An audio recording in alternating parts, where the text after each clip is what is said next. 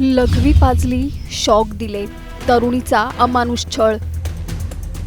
पुण्यातल्या भोंदूबाबाचा काळा चेहरा उघड. भोंदूच्या आश्रमात सापडलं मोठं घबाड. पोलिसांच्या छाप्यात धक्कादायक खुलासे. परमेश्वराचा अवतार असल्याचा दावा, भक्तांच्या श्रद्धेवर ताबा आणि त्यानंतर एका उच्च शिक्षित तरुणीचं आयुष्य अक्षरशः उद्ध्वस्त झाल्याचा धक्कादायक आरोप. पुण्यातून समोर आलेलं हे प्रकरण अंगावर काटा आणणार आहे. स्वतःला परमेश्वराचा अवतार म्हणवणाऱ्या एका भोंदूबाबाने एका उच्च शिक्षित तरुणीला इतकं जखडून ठेवलं की तिचं आयुष्यच उद्ध्वस्त झालं. प्रश्न असा आहे की श्रद्धेच्या नावाखाली हा अमानुष छळ इतकी वर्ष कसा सुरू राहिला? काय आहे हे संपूर्ण प्रकरण? जाणून घेऊया या सविस्तर रिपोर्टमधून. त्यासाठी हा व्हिडिओ शेवटपर्यंत पहा आणि टाइम्स नाऊ मराठीला लाईक, फॉलो आणि सबस्क्राईब करा.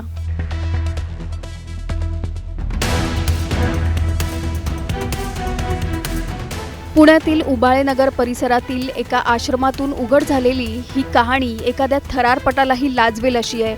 राधा मोहन मिश्रा नावाचा हा व्यक्ती स्वतःला साक्षात परमेश्वराचा अवतार असल्याचं सांगायचा. त्याच्या भोवती भक्ती, चमत्कार आणि अध्यात्माचं असं जाळं विणलं गेलं होतं की अनेक सुशिक्षित कुटुंबही त्याच्या प्रभावाखाली गेली. पीडित तरुणीचं कुटुंब त्यापैकीच एक. घरात डॉक्टर, आईवडील, चांगले शिक्षण, स्थिर आयुष्य. पण एका तथाकथित गुरूच्या प्रभावाने सगळंच बदललं. कुटुंबाला सांगितलं गेलं की हा साधा माणूस नाही, तर दिव्य शक्ती असलेला अवतार आहे. त्याचं म्हणणं म्हणजे आदेश. त्याच्या प्रत्येक कृतीमागे आध्यात्मिक कारण आहे. या आंधळ्या विश्वासाचा फायदा घेत आरोपीने तरुणीला मानसिकदृष्ट्या पूर्णपणे आपल्या ताब्यात घेतल्याचा आरोप आहे. तिच्यावर वर्षानुवर्ष लैंगिक अत्याचार करण्यात आले. तिला स्वतःचं मूत्र पिण्यास भाग पाडलं गेलं. अनेकदा मारहाण करण्यात आली. विजेचे शॉक देऊन शारीरिक आणि मानसिक छळ करण्यात आल्याचा गंभीर आरोप आहे. इतकंच नाही तर तिचं वैवाहिक आयुष्यही उद्ध्वस्त करण्यात आलं. तिला नवऱ्यापासून वेगळं होण्यासाठी दबाव आणला गेला. तिची मालमत्ता स्वतःच्या नावावर करून घेण्यात आल्याचाही आरोप आहे. कुटुंबियांच्या नजरेत तिलाच खोटं ठरवलं गेलं. त्यामुळे ती वर्षानुवर्ष एकटी पडत गेली. अनेक वर्ष अत्याचार सहन केल्यानंतर या तरुणीने धाडस दाखवलं. तिने कुटुंबियांसमोर सत्य मांडलं. सुरुवातीला ज्यांनी त्या भोंदूबाबाला देव मानलं होतं त्यांनाही वास्तव समजू लागलं. त्यानंतर पोलिसांकडे तक्रार दाखल करण्यात आली आणि या संपूर्ण प्रकरणाचा भांडाफोड झाला.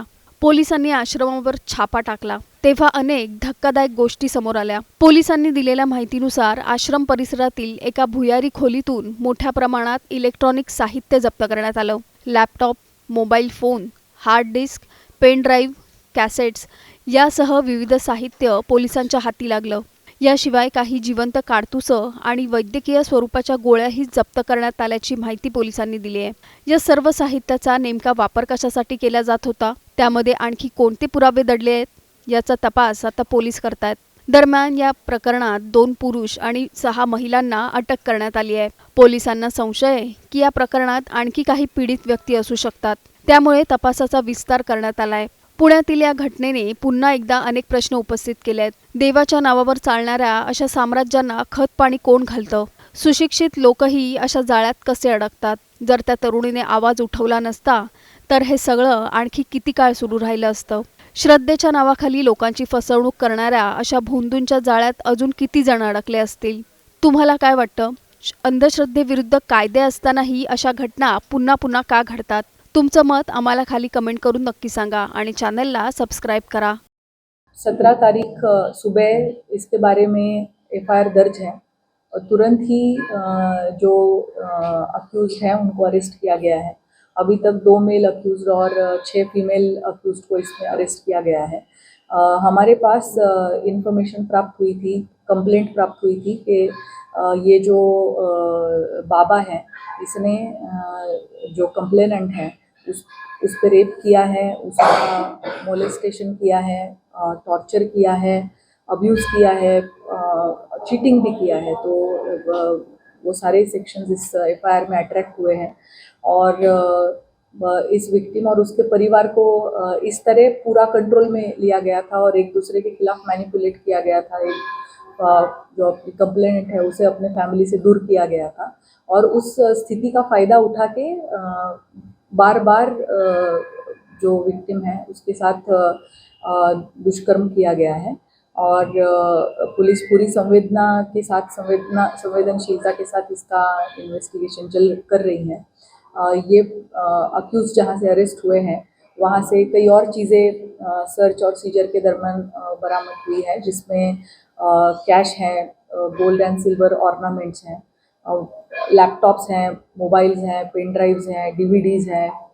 सो बड़ी मात्रा में वहाँ पे डिजिटल चीज़ें जो हैं वो जब्त हुई हैं, और उसका कंटेंट क्या है इस पे अभी पुलिस अपनी जांच कर रही है। आरोपी किस तरह से धोखाधड़ी करता था, किस तरह से ऑपरेट करता था, पूरा ये करता था।